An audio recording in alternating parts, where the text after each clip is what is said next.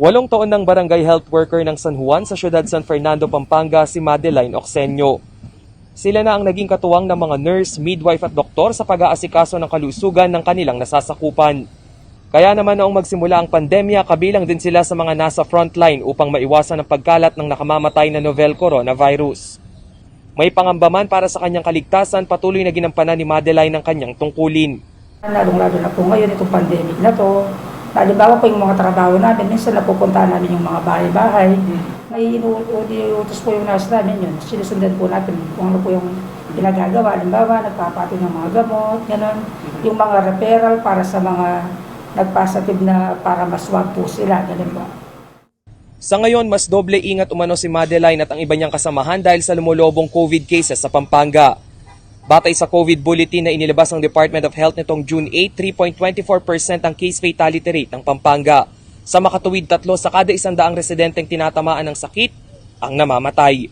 Sa nakalipas na isang linggo, umabot na sa 43 ang bilang ng mga nasawi dahil sa COVID-19 sa lalawigan. Di hamak na mas mataas ang bilang na ito sa 2.43% case fatality rate ng buong gitnang Luzon. Umabot na rin sa 22,142 ang confirmed cases sa Pampanga.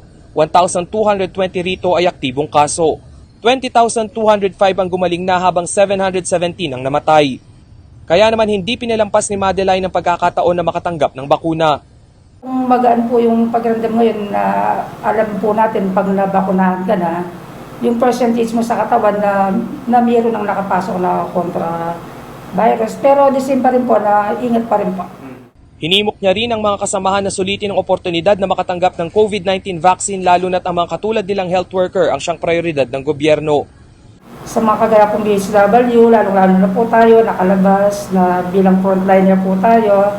Sana po yung bakuna niyan, kasi ngayon lang po yan dumating, pagkakataon na para po kumbaga, parang pangalawang hininga mo na binigay po ng Panginoon na para makasurvive tayo sa ganitong pandemic na. Patuloy namang pinapaalala ng Provincial IATF na bawal pa rin ang tumanggap ng bisita at magdaos ng mass gatherings na siyang punot dulo ng hawaan sa probinsya. Pinatututukan din ni Pampanga Governor Dennis Pineda ang kondisyon ng mga senior citizen na nagpapakita ng sintomas ng coronavirus. Mga PCR kit natin na sa mga munisipyo na po. Obligado po kayong servisyan ng mga barangay official natin, mga barangay service natin para dalhin sa municipal swabbing station natin para iswab po kagad ang mga nakakatanda natin. Wala ho kayong babayaran, nililinaw ko po sa inyo.